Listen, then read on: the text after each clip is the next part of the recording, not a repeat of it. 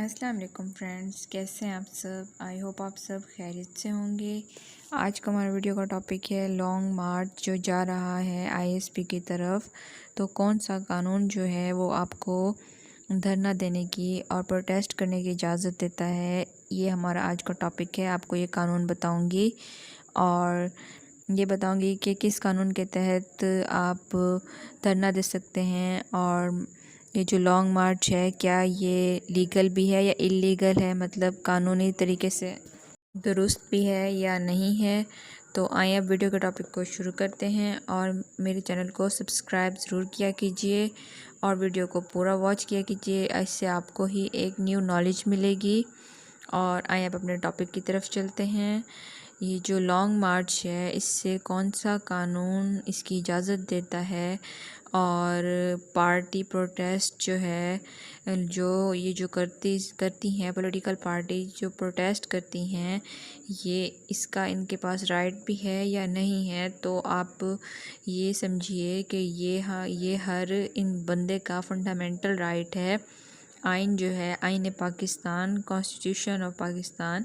آپ اس کو پڑھیے، یہ کانسٹیٹیوشنل رائٹ ہے، آئین کو پڑھیے، اس کا آرٹیکل 16 ملاحظہ فرمائیے۔ بندے جب اکٹھے ہوتے ہیں ایک بات پر کسی پرپس کے لیے اسمبل ہوتے ہیں، اور یہ قانون جو ہے ان کو فریڈم آف اسمبلی، بندوں کا اکٹھے ہونا ایک پرپس کے لیے، ایک مقصد کے لیے، اس چیز کی فریڈم دیتا ہے، اور کسی کے ساتھ ناانصافی نہ ہو، اور اگر کسی ایک بندے کے ساتھ ناانصافی ہو اور سب بندے اس بندے کی حمایت کے لیے اکٹھے ہو جائیں، تو یہ قانون اس چیز کی بھی اجازت دیتا ہے، فریڈم آف اسمبلی دیتا ہے۔ اور پولیٹیکل پارٹیز بھی بنا سکتے ہیں، بہت سارے بندے اکٹھے ہو کے ایک پولیٹیکل پارٹی بھی بنا سکتے ہیں۔ فریڈم آف ایسوسیشن دیتا ہے اکٹھے ہونے کی، اور یہ جو پی ٹی آئی نے کیا ہے یہ آئینی ہے، اور یہ جو لانگ مارچ عمران خان لے کر جا رہے ہیں ان کے مطابق ہے، اس میں کوئی بھی لیگل وائلیشن نہیں ہوئی، اور پاکستان میں لوگوں کے لیے بہت سے قوانین ہیں، لوگوں کو اپنی رائے کا اظہار کرنے کی آزادی ہے، اور قانون جو ہے اس قانون کی کچھ ریسٹرکشن بھی ہیں، مطلب کچھ لیمٹس بھی ہیں جن کو آپ وائلیٹ نہیں کر سکتے، اور سرٹن ایکسیپشنز بھی ہیں، اس کی کچھ لیمٹس ہیں، کچھ ریسٹرکشن ہیں جن کی آپ وائلیشن نہیں کر سکتے، وہ بھی آپ کو آگے ویڈیو میں بتاتی ہوں۔ اس قانون کی جو ریسٹرکشن ہے وہ یہ ہے کہ آپ اینٹی پاکستان کوئی بات نہیں کریں گے اپنے اس دھرنے میں یا اس پروٹیسٹ میں، عوام کے سامنے کوئی بھی بات اینٹی پاکستان نہیں کریں گے، آپ ریلیجن کے خلاف بات نہیں کریں گے، آپ نوڈ نہیں گھوم سکتے، آپ اداروں کے خلاف جائز تنقید کریں گے، ناجائز نہیں۔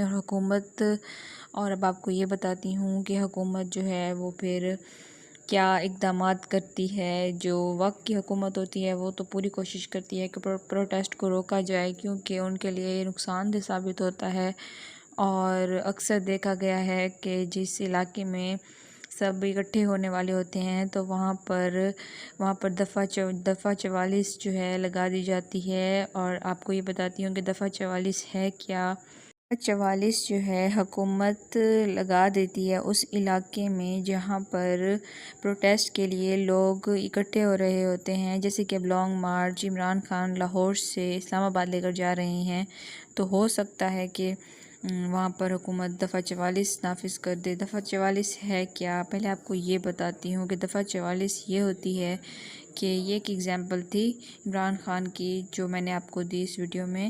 کہ اگر جیسے حکومت جو ہے پروٹیسٹ کو روکنے کے لیے دفعہ 44 اکثر لگا دیتی ہے، اور حکومت دفعہ 44 سی آر پی سی لگا دیتی ہے، سی آر پی سی کے مطابق ایمرجنسی نافذ کر دیتی ہے اس علاقے میں کہ 5 سے زیادہ بندے اکٹھے نہیں ہو سکتے، اگر 5 سے زیادہ بندے اکٹھے ہوں گے تو یہ وائلیشن ہوگی اور اس کی سزا دی جائے گی، اور یہ بھی کہ اسلحہ نہ ہو ان لوگوں کے پاس، اور لیکن حالانکہ گورنمنٹ کو چاہیے کہ مطلب جو لوگ پروٹیسٹ کرتے ہیں تو وہ کوئی قانون کی خلاف ورزی تو نہیں کر رہے، اور ان کو پروٹیکٹ کرنا چاہیے، لیکن اگر کچھ اس طرح کا نظر آئے حکومت کو تو حکومت دیکھ کر پھر ایمرجنسی نافذ کر دیتی ہے ان علاقوں میں، کچھ ہنگامی حالات وغیرہ نظر آئیں تو۔